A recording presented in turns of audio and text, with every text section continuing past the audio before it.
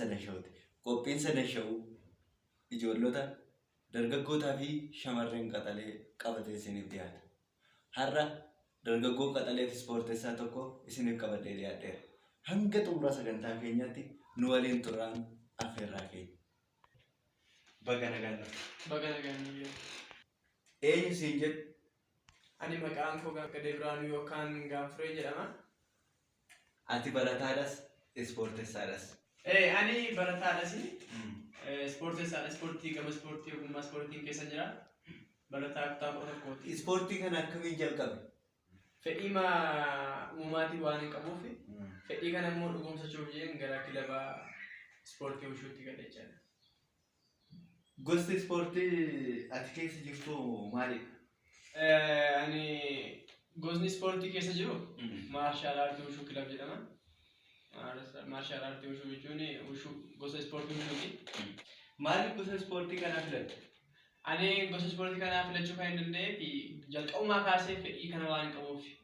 Fedhii ispoortii gaafa hin jalqabeeyyuu gosa ispoortii kanaan gala jedhee waan hin yaadeef iyyuu ispoortii kana jalqabee jira. Kanaaf iyyuu ispoortii kana keessa hin jira ammaatti Wushuu gara biraa deemeen beekamummaatti isuma keessa jiraachuu. Wushuu kanaan sadarkaa kamirra geessee taate?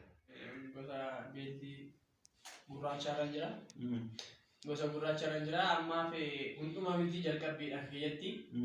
Ganaa immoo sekondii farstii hanga sardiitti waan deemamuuf isaa hawwisaa waan qabuuf hammachitti hin hojjedhee ma yaadaan jira.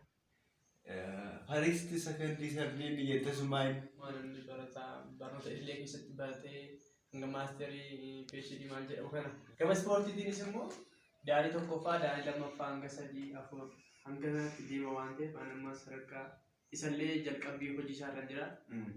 Yeroo dhiyoo asitti immoo faristii daanii illee gambura ta'ee maqaan yaadaa jira jechaadha. Ati silaa barataadha. Barnoonni fi ispoortiin kun walitti si jelaan bu'u? Walitti bu'u maaliif jennaan ispoortiin sa'aatii dhaabbataa qaba. Barumsi illee akkasuma kan barumsaa fi kan ispoortii kan adda baafanne immoo ispoortiin sa'aatii tokko booda hanga sa'aatii tokko minaamin tokko walakkaa hatti hojjetna waan ta'eef barumsi immoo ganama yoo ta'e hanga sa'aatii 7tti waan barannuuf iyyuu wayin argu warri seelaan dha'u kanaaf. Amma ispoortiin barnootaaf ni fayyada jetta kaa'e? Ispoortiin gama biraatiin sammuu keessa si qara. Akka of jaalatu si godha waan ta'eef barumsa kee immoo barachaa kanas immoo hojjechuun hin danda'ama. Ijoollee illee kan nama. Hayyee daawwattoota keenya gidduutti agarsiisa obboleessa kanaa isin affeerree walitti deemu.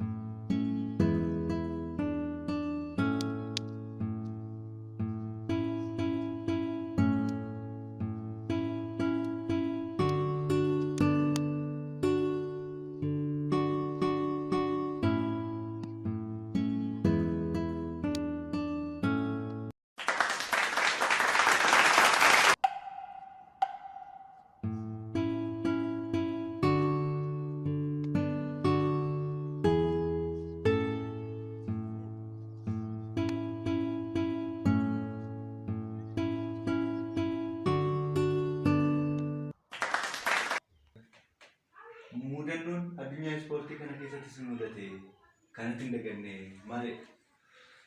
Mudannoon mudatee beeka. Mudannoon immoo mudannoo salphaatuma ta'e iyyuu gaarii ture.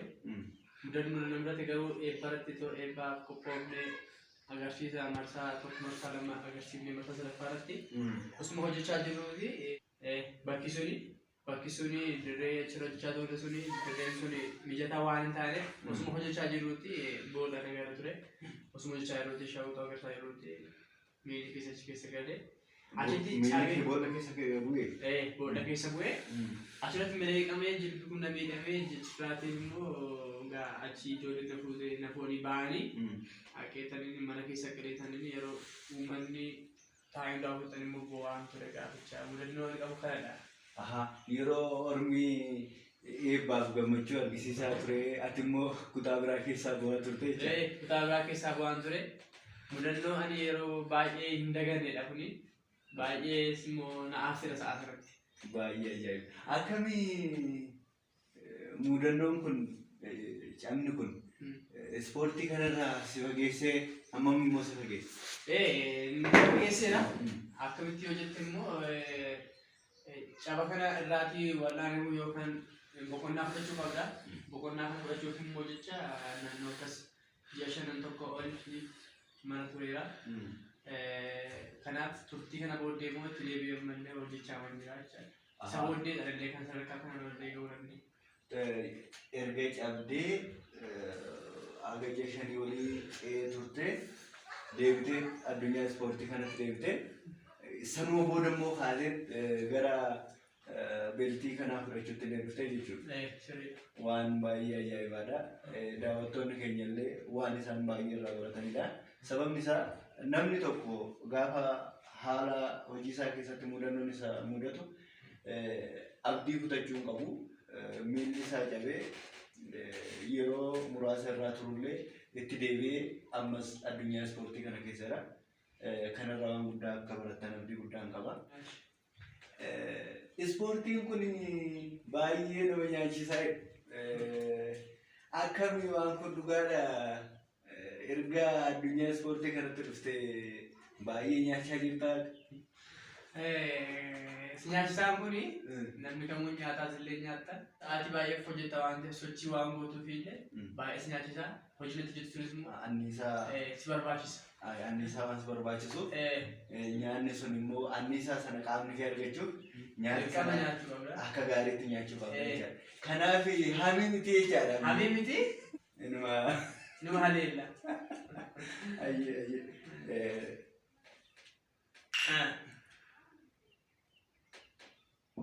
Dhumarratti dhaamsa maal laata? Kun dhaamsi ani qabuu fi namni kamiyyuu ispoortii hojjechuu qaban jedha.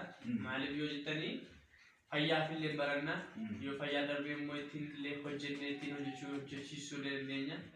Kanuma jedhan. Namni ati galateeffattu ni jiraata? Namni galateeffadhu dhumarratti yoo jiraate maatii koo hundumaa nan galateeffadha. Hiriyoota koo ammallee kan waan faana jiru ijoolleen jijjiiru maqaa isaaniillee waamee fixuu yoo baate walumaa galatti galatoomaa jedhaan isinillee galatoomaa sitti naaf heeruu keessanii. Ayyee galatoomii nagaa nu ta'e ijji nagaa wal waaru. Kabajamoo daawwattoota keenya sagantaan har'aaf qabnu asuma irratti xumuramee jira. Torbee hamma keessumaa biraa qabanne nutti hamma sitti nagaan tura.